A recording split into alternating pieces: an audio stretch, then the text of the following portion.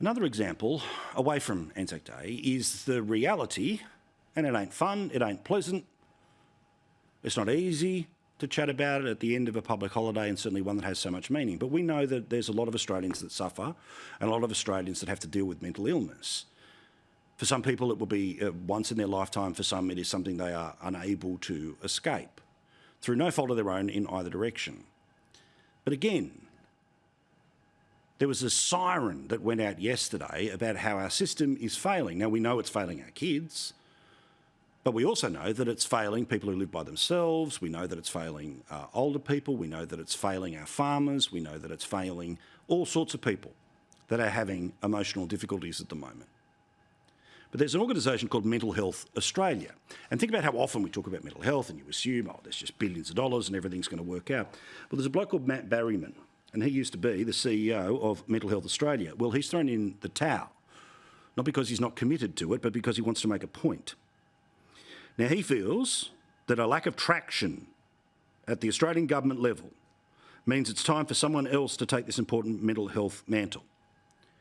What does that say? When the CEO of a group like Mental Health Australia is finding it frustrating to deal with the current government. Now, he may well have felt frustrated about the former government, but the current one is the one who's on duty and has been there for a couple of years. The nation is amid a mental health crisis, and Australians need urgent collaborative attention at the highest level.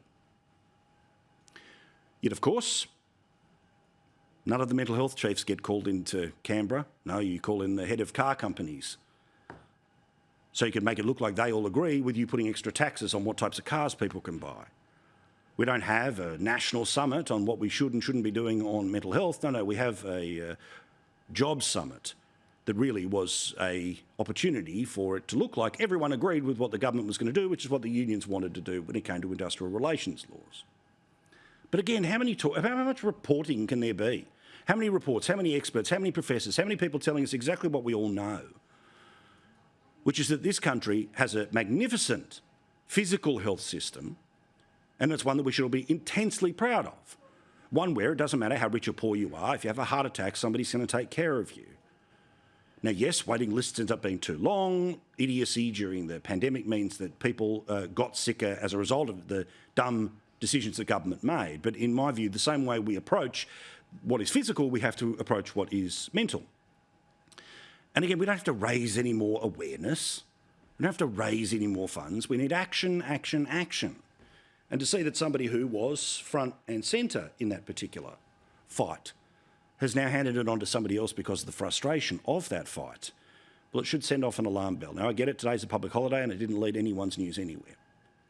But it is something we've got to talk about as unpleasant, or perhaps at times repetitive as it may well seem. Because I'll never forget the time when we were at a Sky News People's Forum, it was a couple of elections ago, and somebody had said, hey, could you put up your hand if anyone knows somebody who's got mental illness? Everyone in the room put their hand up. So we know people. It could be us. But again, in the same way, how do we actually treat the veterans of the country? Versus, rather than just popping up on Are You OK Day and writing something on Instagram, what do we actually do for the people who need that help every day? Now, of course, in the next couple of weeks, the political conversation will move on to the federal budget, where the focus will be the Prime Minister and the Treasurer patting themselves on the back because they have a budget surplus, meaning they have more revenue coming in than they know how to spend. Now, I've made many points and many times about the types of things that they should be funding, like cuts to petrol taxes, like the $1,500 automatic tax return to 10 million Australians, because that amount of money does actually matter, as opposed to $15 a week, too little, too late tax cuts, which are all about the politics. They're literally going to spend $40 million on selling the tax cuts that you can't hand back, by the way. They're just coming to you. It's just all the political spin around it. Well, that $40 million, why shouldn't it go into mental health or into Veterans Affairs?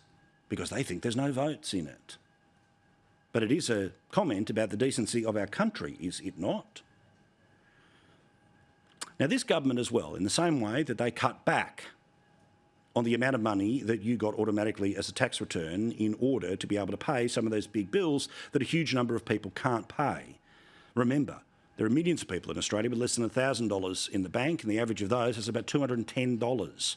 So yeah, big chunks of cash at once do matter. $15 a week does not matter because it's instantly eaten up by things like petrol taxes. But another decision that this government made, and it's one that they did and they've copped criticism for, but they have never turned around on, which is that they have reduced the number of sessions that people can have via telehealth with a psychologist. They have reduced the number. Now, people who may be, for a whole bunch of reasons, unable to get to a psychologist, the capacity to be able to have the fellow taxpayer pay for sessions with a psychologist who mightn't be in their town but might be on the other side of the country, might save their life. But this government cut the number of services while pretending to care about mental health. They put back some in the regional areas because, well, you know, we don't want to admit we're fully wrong. But where the people live in the populous cities, no, they cut back on the service. And I'm indebted to the reporting of people like the ABC who have actually gone back and checked in on what the consequence of this decision is. And a year after the government halved the psychology subsidies, Australians are delaying or foregoing treatment. It means they get sicker. It means their lives get harder. Now, I know that it's the easiest argument to make in the world when you turn around and say, well, this homelessness or mental health or veterans, why don't you pour all the money into it? I'm not saying pour all the money into it. But when the government turns around and wants a gold star because they're announcing that, oh, we're going to spend $5 billion extra on defence, that they should, every year for the next 10 years, then they push that up to the big number of $50 billion. I'm going to spend $300 billion on submarines, which is great, fine. I understand the need to defend our country. But why is there not such the urgency about the mental health of our country or the way that we treat the people who have defended our country in war or in preparedness for it? It's about priorities.